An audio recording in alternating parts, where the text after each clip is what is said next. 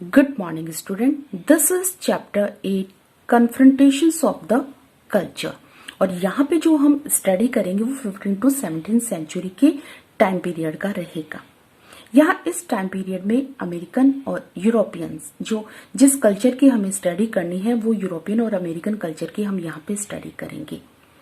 15 to 17 century के बीच में America और यूरोपियन कल्चर के बीच में जो कॉन्फ्लिक्ट हुआ था वो इस चैप्टर में एक्सप्लेन किया हुआ है, उसी की स्टडी हम करेंगे।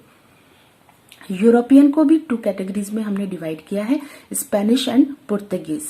तो यहाँ पे जो अमेरिका के इकोनॉमी की तरफ चलते हैं तो उस समय अमेरिका की जो इकोनॉमिक थी उसमें यहाँ पे देखिए स्मॉल सब्सटेंस इकोनॉमी, दो कैटेगरी में हमने डिवाइड किया है, small substance economy and monarchy. तो यहाँ पे देखिए स्मॉल सब्सटेंस इकोनॉमी का मतलब है कि कुछ पार्ट ऐसा था, वहां पे कुछ एरियाज ऐसा था जहां पे सेल्फ सफिशिएंट के लिए ही प्रोडक्शन किया जाता था। इट मीन्स अपनी नीड को फुलफिल करने के लिए ही प्रोडक्शन किया जाता था। ग्रुप के जो लोग होते थे वो मिलकर ये प्रोडक्शन करते थे और उसको मिल बांट कर ही जो है खाते थे। तो दूसरी तरफ मोनार्की सिस्टम भी यहाँ पे हमको देखने को मिलता है, जहां पे well developed system of agriculture हुआ करता था और माइनिंग वगैरह किया करता था। तो हम यहाँ बोल सकते हैं कि ये वाला जो पार्ट है जहां पे मोनार्की सिस्टम के बेस्ड था तो उसमें जो है लिविंग स्टैंडर्ड था वो बहुत हाई था इन कंपेयर टू आपके इस पार्ट के। तो यहाँ पे जहां पे मोनार्की सिस्टम था तो उसमें हमने एज़टेक एंड माया कम्युनिटी या को लिया है जो सेंट्रल अमेरिका में रहा करती थी। अब एक है इनकास ऑफ पेरू। तो यहाँ पे ये वो इलाका है जहां पर well developed system of agriculture and mining किया जाता था। तो यहाँ पे इतना हमारा इंट्रोडक्शन है कि हाँ ये सब चीजें थी वहां पर और दोनों के बीच में कॉन्फ्लिक्ट हुआ करता था और ये कैसा था, बहुत ही इंटरेस्टिंग चैप्टर है ये। जो हमारा नेक्स्ट टॉपिक है वो है communities of the Caribbean and Brazil. तो यहाँ पे हम जिस कम्युनिटी की स्टडी करेंगे वो है आपका Arawakian, Lucayos and second one is the तुपिनाम्बा।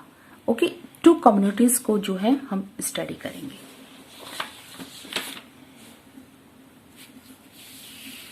तो यहाँ पे देखिए ये जो आपका कैरिबियन सी जो है उसमें बहुत छोटे छोटे जो है आइसलैंड है, उनका ग्रुप बना हुआ है और इन्हीं ग्रुप में जो है आपकी कम्युनिटी अरेबियन लुकायास जो है वो रहती है।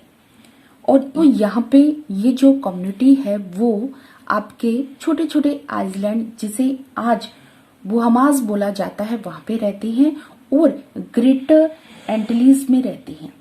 लेकिन यहाँ पे ग्रेटर एंटिलीज में ही आपका कैरिब्स मिला था जिसमें जो है लड़ने झगड़ने मारने पीटने में फोर्सफुली जो है ये वर्क करता था। मतलब ट्राइब्स थे ये ऐसे जो लड़ाई झगड़े में विश्वास रखते थे। तो दूसरी तरफ जो हमारी कम्युनिटी है आर्कास जो है वो एकदम शांत थी, कॉन्फ्लिक्ट्स के जो भी होता था उनको बातचीत से ही सॉल्व करना चाहती थी। ये जो कम्युनिटी थी वो स्किल्ड बोट बिल्डर्स हुआ करती थी। तो इट मीन्स ये कम्युनिटी जो है वो शांति प्रिय थी। तो यहाँ पे जो कैरिब्स था उन्होंने इसको जहाँ पे लेसर पार्ट से इनको वहां से हटा दिया था।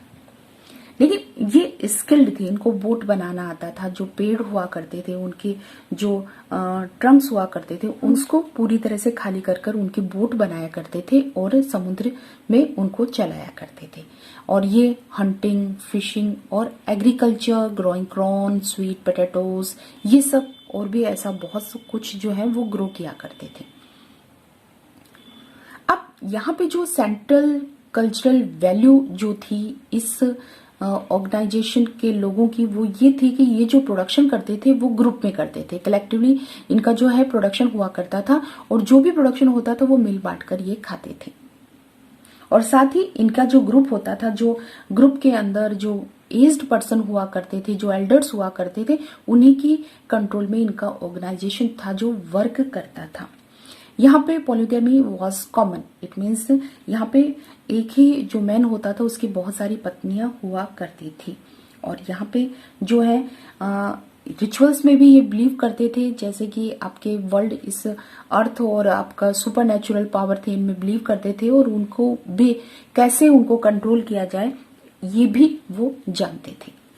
एक चीज इनके लिए बहुत क्या बोले कि ये अवेयर नहीं थे या फिर इनके पास नॉलेज नहीं थी कि ये गोल्ड के ऑर्नामेंट्स तो पहनते थे, लेकिन ये एक्चुअली गोल्ड की वैल्यू क्या है ये नहीं जानते।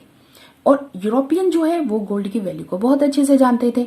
तो यहाँ पर जब इन अरावाकास जो कम्युनिटी होती थी वो गोल्ड की वैल्यू नहीं समझती, तो ऐसी कंडीशन में कोई ग्लास का यहाँ पे बीट्स इनको भी दे दिया जाता था, तो ये बदले में उसको अपने सोने के जो है वो एक्सचेंज कर लेते थे। मतलब कांच की जो छोटी छोटी बॉल्स होती हैं उनके बदले जो है ये गोल्ड देने को तैयार थे। अब इन्होंने यहाँ पे बहुत अच्छा लगता था ये कलरफुल मोती वगैरह इन सब को। अब विविंग आर्ट इनको बहुत अच्छा आता था और इस विविंग आर्ट को जो है यूरोपियन बहुत पसंद करते थे। अब यहाँ पे धीरे धीरे क्या ये जो है उनको हेल्प करते थे, सिल्वर और गोल्ड की जो माइंस होती थी उनको सर्च करने में उनकी हेल्प करते थे। लेकिन लंबे समय तक जो है ये जो है इनका पहले जो स्पेनिश थे वो बहुत अच्छे से इनके साथ पेश आते थे, लेकिन धीरे धीरे इनमें के बीच में जो है वो रिलेशन खराब होते गए और उनका रिजल्ट उनको भी मिला। और जब इनका ऑब्जेक्शन जो है इस कम्युनिटी के द्वारा किया गया तो इसका जो है रिजल्ट बहुत खराब हुआ।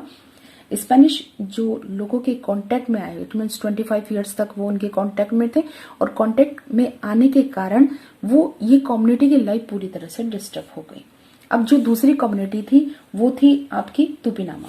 तुपिनामा जो है वो आपके साउथ अमेरिका में जो रहती थी। और यहाँ पे देखिए ब्राजील एक्चुअल में क्या है कि वहां के फॉरेस्ट में पाए जाने वाले ट्रीज हुआ करते थे, ठीक है। तो उन्हीं ट्रीज के नाम पर जो है वो ब्राजील वुड जो ट्री थे उसी के नाम पर इसका नाम जो है ब्राजील रखा गया। अब इन लोगों का भी क्या था कि इन लोगों ये एग्रीकल्चर तो करते थे, लेकिन ज्यादा से ज्यादा एग्रीकल्चर नहीं कर पा रहे थे, क्योंकि एग्रीकल्चर करने के लिए आपको फॉरेस्ट को क्लीन करना पड़ेगा। फॉरेस्ट को क्लीन करने के लिए आपको कुल्हाड़ी की जरूरत होती है, और यहाँ पे इन लोगों के पास वो आयरन नहीं था, लोहा नहीं था, जिससे वो की जो है कुल्हाड़ी वगैरह बना सके। लेकिन फिर भी बहुत यहाँ पे जो फॉरेस्ट से जो फ्रूट वेजिटेबल्स फिश ये सब जो मिलते थे उनको उनसे उनका